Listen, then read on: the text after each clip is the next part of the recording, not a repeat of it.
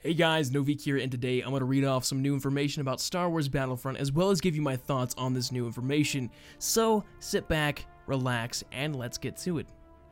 Now, it was announced at D23 that Star Wars Battlefront will have 9 multiplayer modes. Not all of them were announced, but they did say the names of some of them, those names being Drop Zone, Cargo, Fire Squadron, Blast, Walker Assault, and Supremacy, all of which will differ in size and length, with Supremacy and Walker Assault having a total of 40 players, and Fire Squadron a total of 20 players. There was further explanation on Supremacy mode, where it was said that this mode will have 5 control points and a base time limit of 10 minutes. For the time being, an extra minute will be added to the timer upon control point capture, meaning that if you're playing in an unbalanced match, it will end quickly, whereas 2 balanced teams could effectively make the match last significantly longer.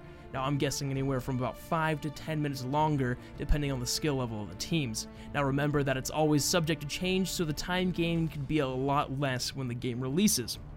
There was also information added to the Battlefront website about another one of their newer game modes, Blast. So here's what the website has to say.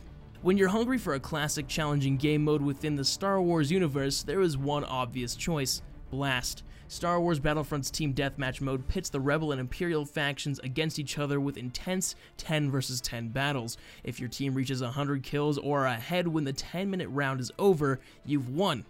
Immediate, addictive, and exciting until the very last kill, that is our ambition with Blast. Blast offers a lot of variety both in terms of gameplay and the unpredictable nature of the opposing team. Actual levels within the mode also happen to hold great variation as well.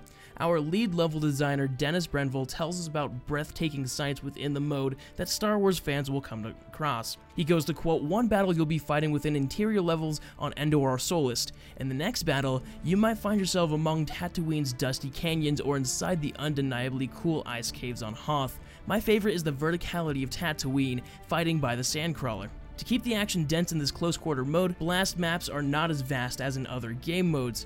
You should know that they are specifically designed for the specific game mode in mind. In other words, these aren't just smaller versions of maps used elsewhere. Brenville notes that this variation is crucial and something that can be noticed in other ways too. Say you've just played Walker Assault mode on Hoth and then switched to Blast, still on Hoth. Thanks to variations in lighting and time of day, you'll definitely see a difference.